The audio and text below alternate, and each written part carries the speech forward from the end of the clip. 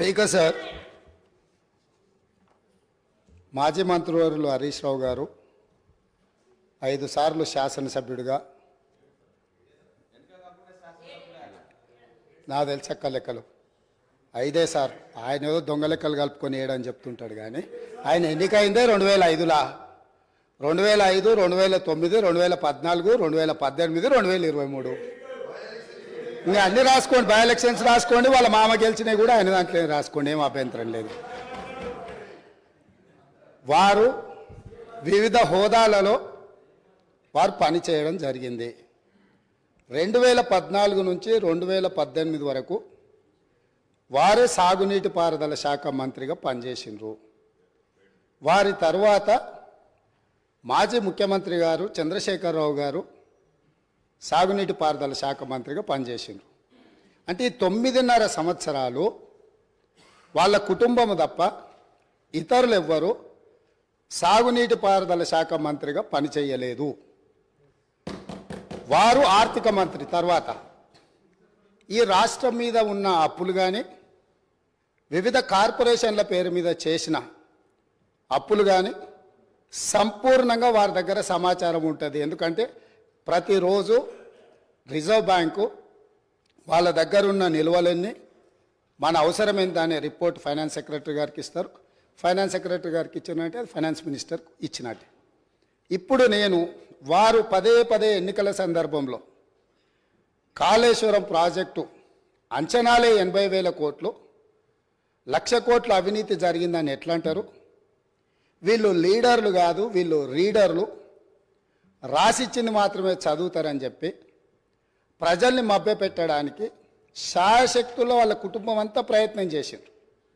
సరే, మేమేం చెప్పినాం, వాళ్ళు ఏం చెప్పినారు, ప్రజలాలు అనేది పక్కన పెడితే వాస్తవాలు అనేటివి కొన్ని ఉంటాయి.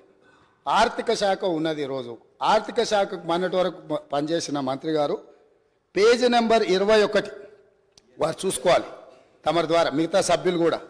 ఇప్పుడు ప్రభుత్వం ఇచ్చిన నివేదిక ఏదైతే ఉందో పేజీ నెంబర్ 21లో ప్రభుత్వ హామీతో ఎస్పీవీల ద్వారా సేకరించబడి ప్రభుత్వమే చెల్లింపులు చేయబడతాయి అని చెప్పిన దాంట్లో మొట్టమొదటి Kaleshwaram irrigation project corporation limited sanctioned loan 97,000 కోట్ల 449 97,449 కోట్ల రూపాయలు రుణం మంజూరైంది.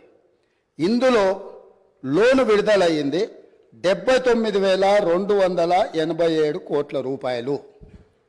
నేనిప్పుడు తమరి ద్వారా ఆర్థిక మంత్రి గారిని సూటిగా ప్రశ్నించదలుచుకున్నా. మాజీ వాళ్ళు అనుకోవాలి, ఆ భ్రమలలోనే ఉంటే బయటికి పోతారు. అయితే ఈరోజు అధికారిక లెక్కలు ఇవి కార్పొరేషన్ ద్వారా లోన్లు చేయబడిన అప్పు 97,449 కోట్లు. ఇవి కాకుండా కాళేశ్వరం ప్రాజెక్టుకు రాష్ట్ర ప్రభుత్వం ఖర్చు పెట్టింది. వాటి వివరాలను కూడా తీసుకొని మేము ఇస్తాము. ఈరోజు వారు సభను మళ్ళీ మీ ముందు తప్పుదో పట్టిస్తున్నారు. కాబట్టి సభలో సంపూర్ణమైన సమాచారంతో, అనుభవంతో ఆ సభ్యులు మాట్లాడితే మాకు ఎలాంటి అభ్యంతరం లేదు. కానీ సభ ద్వారా తెలంగాణ రాష్ట్ర ప్రజలని తప్పుదోవ పట్టించి కాళేశ్వరం అద్భుతం అని చెప్పుకునే ప్రయత్నం ఏదైతే చేస్తుండ్రో, ఈ సభ ఇచ్చిన అవకాశాన్ని దుర్వినియోగం చేయడం అనేది ఇది దుర్మార్గమైన చర్య. కాళేశ్వరం ప్రాజెక్టు పూర్తి అంచనాలు నేను ఆర్థిక శాఖకు ఆదేశాలు ఇచ్చిన.